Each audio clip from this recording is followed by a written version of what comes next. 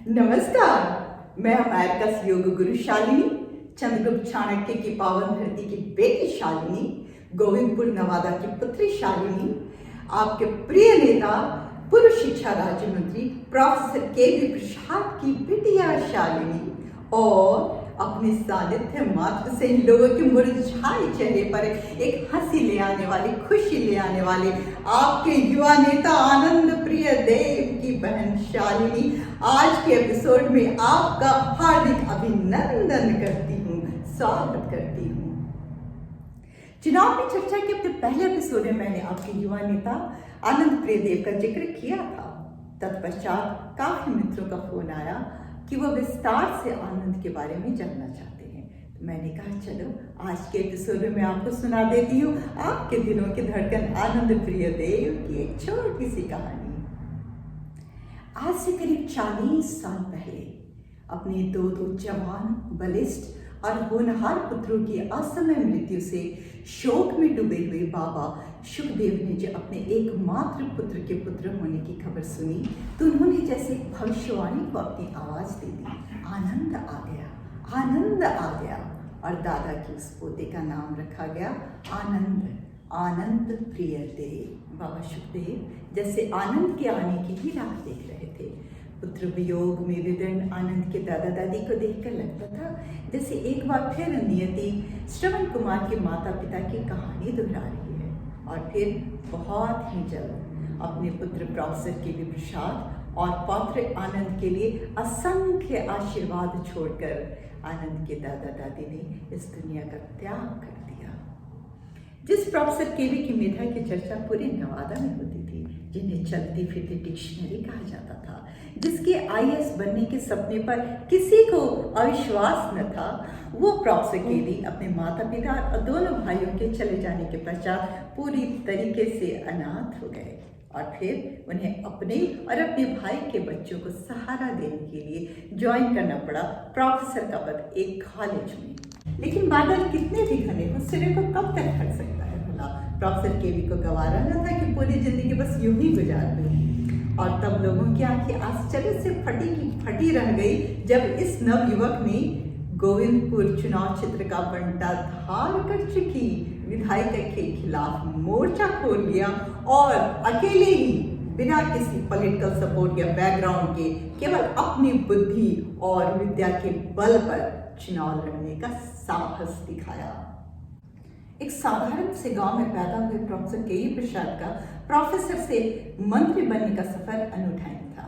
सबसे पहले तो अपनी किस्मत से लड़े, फिर जब कॉलेज पहुंचे तो हम भ्रष्टाचार के खिलाफ लड़ते रहे, फिर अपने क्षेत्र की विधायिका जो नित नए दलालों को पैदा कर रही थी उसके खिलाफ मोर्चा खोला। अपने क्षेत्र के डीएम एसपी से लड़े, जब विधानसभा पहुंचे तो वो अपने क्षेत्र के लोगों के अधिकारों के लिए लड़ते रहे। पार्टी के कैबिनेट मिनिस्टर से लड़ते रहे, पार्टी के सुप्रीमो से लड़ते रहे, जिन्होंने कहा था कि विकास करने से वोट मिलता है क्या। तो पूरी सभा में प्रोफेसर प्रसाद ने कहा था कि विकास करने से ही वोट मिलता है और विकास करने से ही वोट मिलना चाहिए। जनता को मात्र एक वोट बैंक समझने वाले लोगों को ये बातें कहाँ पसंद आती हैं, और इसलिए आने वाले अगले इलेक्शन में प्रोफेसर के.वी. का टिकट काट दिया गया। और जिस प्रोफेसर के.वी. के बारे में जनता अभी भी कहती है कि ऐसा कोई गांव नहीं जहां प्रोफेसर के.वी. का काम नहीं, उसी प्रोफेसर के.वी. को चुनाव में हराकर लोगों ने, जनता ने यह साबित किया कि हाँ, विकास से वोट नहीं मिलता है। गोविंदपुर की धरती माँ कौशल्या की तरह रो रही थी। अरे ये क्या हुआ। चलो, कैकेयी को तो अपने पुत्र को राजा बनाना था तो राजा राम को वनवास दे दिया, लेकिन यहाँ जनता को क्या चाहिए था, यहाँ जनता को क्या मिला, जिन्होंने श्री राम को वनवास देकर रावण को अपना राजा मान लिया। लेकिन श्री राम के भी धैर्य की सीमा न थी। कोई भी व्यक्ति हो, अगर विधायक मंत्री के पोस्ट पर 5 साल रह जाए ना, तो अपने 7 पुश्तों के लिए दौलत इकट्ठी कर लेता है। और जब प्रोफेसर प्रसाद प्राध्यापक के पोस्ट पर वापस अपने कॉलेज पहुंचे तो उनके अकाउंट में 7,000 से रुपए न थे, और उन्हें गर्व था इस बात का कि उन्होंने 1 रुपए की भी काली कमाई अपने 5 साल के कार्यकाल में नहीं की। ज्यों की त्यों धर दीनी चदरिया कहने वाले प्रोफेसर प्रसाद हर महीने मिलने वाली सैलरी से अपने बच्चों को पढ़ाते रहे, उन्हें अच्छे संस्कार देते रहे, बीच बीच में अपने क्षेत्र भी आते रहे, लोगों का मार्गदर्शन करते रहे और हर एक इलेक्शन में एक नई ऊर्जा बनकर लोगों के सामने एक ऑप्शन के रूप में खड़े होते रहे। मैं तो चाणक्य की जाति का हूँ। जैसे चाणक्य ने चंद्रगुप्त मौर्य को एक छोटे से जात को देखा, पढ़ा कि एक काबिल व्यक्ति है, लड़का है, इसको पढ़ाया लिखाया और गद्दी पर बैठाया। मैं तो वही चंद्रगुप्तों की तलाश में हूँ। कितना दिन मैं राजनीति उत्तराधिकारी की खोज में हूँ कि जो डट कर बोले, जो शेर जैसा गर्जना करे, चले भेज दे दिल्ली में। इस समय मेरा मैं तेरा तू से मिलकर यूं हम हो जाए। मैं कहता हूँ मेरा मैं तेरा तुझ से मिलकर यूं हम हो जाए, आज है यहाँ कम धूल का नीलम हो जाए, कल चले कोई चर्चा मजलिस से हसीनापुर, दिल्ली में तो नवादा की आवाज यहाँ हो जाए। राजनीति में तेरे मासूम बच्चों की पढ़ाई है, राजनीति में तेरे बीमार बच्चों की दवाई है, राजनीति में रोटी कपड़ा घर है। जब प्रोफेसर केवी अपने संघर्ष की कहानी कड़ी मेहनत, ईमानदारी और निष्ठा से लिख रहे थे, आनंद अपनी पढ़ाई में लगे थे। बचपन में आनंद बहुत नटखट थे। जहाँ जाते अपनी शरारत की कथा लिख कर आते। कभी कभी मेरी नानी आनंद से बहुत परेशान हो जाती तो नाना कहा करते, चिंता न करो, ये बालक एक दिन बिहार का गौरव बढ़ाएगा। शुरू से ही यारों के यार रहे आनंद को बचपन में पढ़ाई में ज़्यादा रुचि न थी। 12th तक तो इन्होंने केवल इसलिए पढ़ाई की ताकि पिता का कोपभाजन न बनना पड़े। प्रोफेसर प्रसाद को यह कतई बर्दाश्त न था कि दीपक तले अंधेरा हो। जो अपने बच्चे को सही संस्कार नहीं दे सकता, वो क्षेत्र के बच्चों की भलाई कैसे करेगा। मुझे याद है कि जब प्रोफेसर केवी मंत्री थे तभी आनंद ने 12th पास किया था और यह जाने के पश्चात कई इंजीनियरिंग कॉलेजेस से निमंत्रण आया था कि वो अपने बेटे को उनके कॉलेज में दाखिला दिला दे। लेकिन पर्वत से अडिग प्रोफेसर प्रसाद ने साफ मना कर दिया। उन्होंने कहा कि अपनी किस्मत और अपना परिश्रम यही काम आता है मनुष्य के। मैं अपने बच्चे को सहारा देकर अपंग नहीं बनाऊंगा। मेरा बेटा अपनी राह खुद बनाएगा। इस घटना ने खोल दिए आनंद के आत्मज्ञान के सभी दरवाजे। उसे आभास हो गया कि अब वक्त आ गया है कि बचपन की लीलाएं पीछे छोड़कर वह अज्ञान रूपी कंस का वध करे और जिंदगी के महाभारत में विजयी हो। उच्च शिक्षा के लिए आनंद दिल्ली चला गया, अकेला अपनी राह बनाने। अपनी मेहनत के बल पर उसने दिल्ली यूनिवर्सिटी में ज्योग्राफी ऑनर्स में एडमिशन लिया और घर वालों के आश्चर्य की सीमा न थी जब उसका नाम कॉलेज के टॉप स्टूडेंट्स में था। ग्रेजुएशन करने के पश्चात आनंद ने MBA किया और फिर कई नेशनल और मल्टीनेशनल कंपनीज में काम किया। जिस कंपनी में भी रहा, बेस्ट एम्प्लॉय का अवार्ड पाता रहा। अपनी मेहनत, लगन और आकर्षक व्यक्तित्व के बल पर आनंद नित नई ऊंचाइयां छू रहा था। लेकिन नियति को तो कुछ और ही मंजूर था। अपने करियर के एक ऊंचे शिखर पर बैठे आनंद को ज्ञान के सागर से कुछ और मोती निकालने थे और वह ग्लोबल सोशल पॉलिसी में MSc करने इंग्लैंड चला गया। जब ज्ञान की प्यास जगती है तो व्यक्ति महात्मा बुद्ध की तरह तपस्या में लीन हो जाता है। देश विदेश में घूम घूम कर आनंद ज्ञान बटोरता रहा। बिहार में अपने क्षेत्र नवादा में लोगों की, कृषकों की, मजदूरों की बदहाली से आनंद आहत था। एक तमन्ना थी उसके दिल में कि वह इस लायक बन पाए कि अपने लोगों के लिए कुछ कर पाए। उसने महसूस किया कि ह्यूमन राइट्स के ऊपर थोड़ा और काम करने की ज़रूरत है। इसलिए इटली की यूरोपियन इंटर यूनिवर्सिटी से ह्यूमन राइट्स की पढ़ाई करने वह वेनिस चला गया और ह्यूमन राइट्स पर ही आगे रिसर्च करने फिनलैंड भी गया।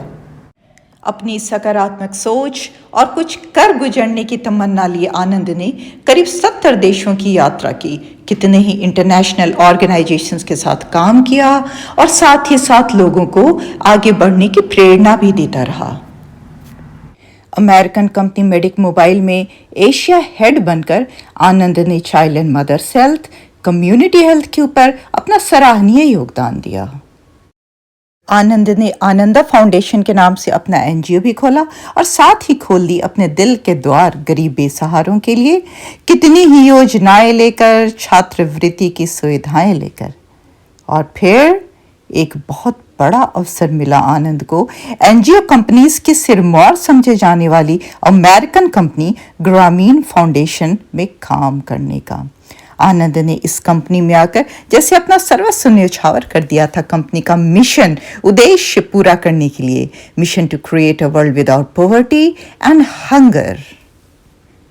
जब आप किसी अंतर्राष्ट्रीय संस्था में अच्छे पद पर काम करते हैं तो आपकी ज़िंदगी बड़े आराम से, शान से चल रही होती है। अच्छी सैलरी मिलती है, घर, गाड़ी, विदेश यात्रा सब मुफ्त में मिलता है। लोगों का सपना होता है ग्रामीण फाउंडेशन जैसे कंपनीज में काम करना। लेकिन जब सपने बड़े होते हैं तो ध्यान कंफर्ट पर नहीं, नई नई ऊंचाइयों को छूने पर होता है।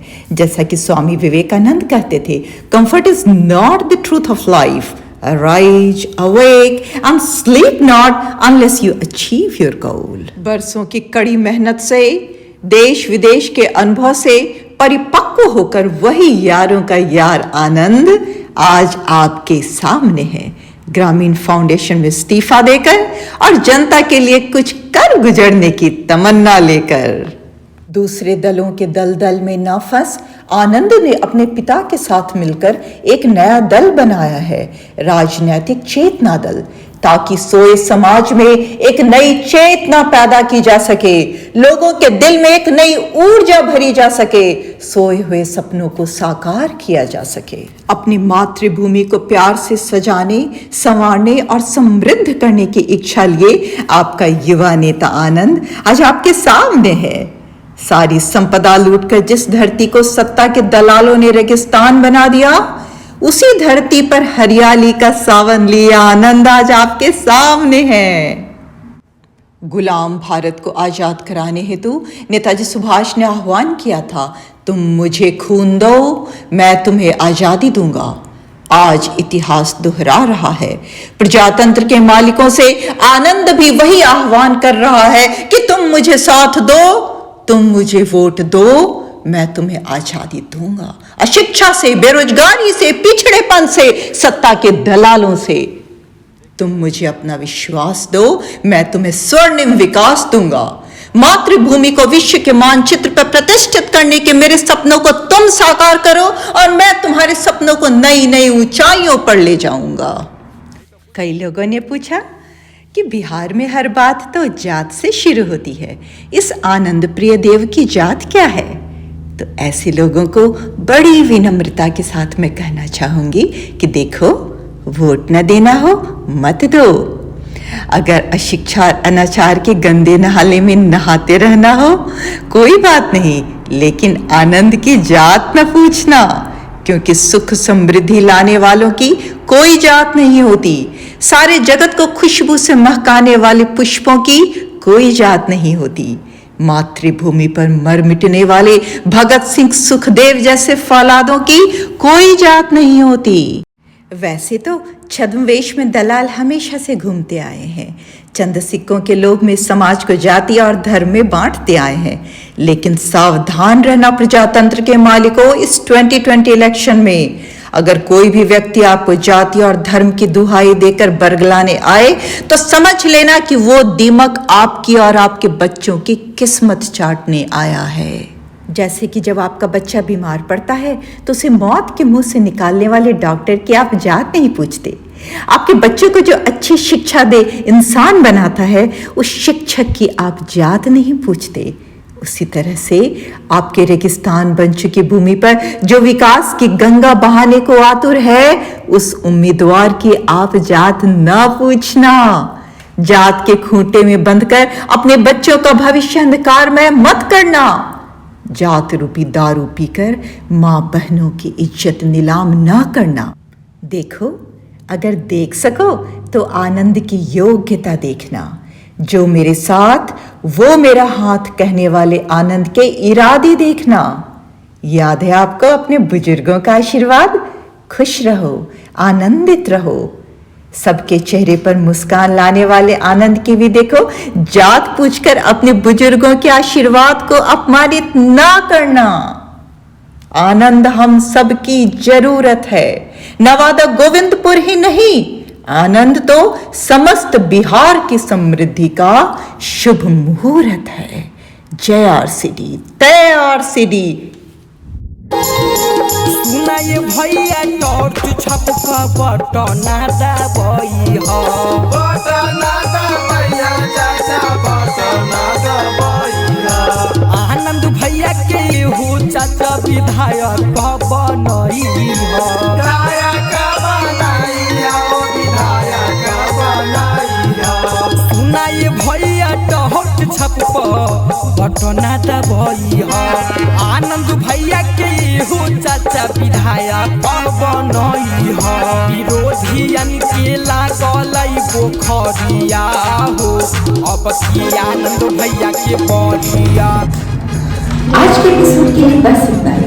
बहुत जल्दी आपसे फिर मुलाकात होगी, तब तक के लिए नमस्कार।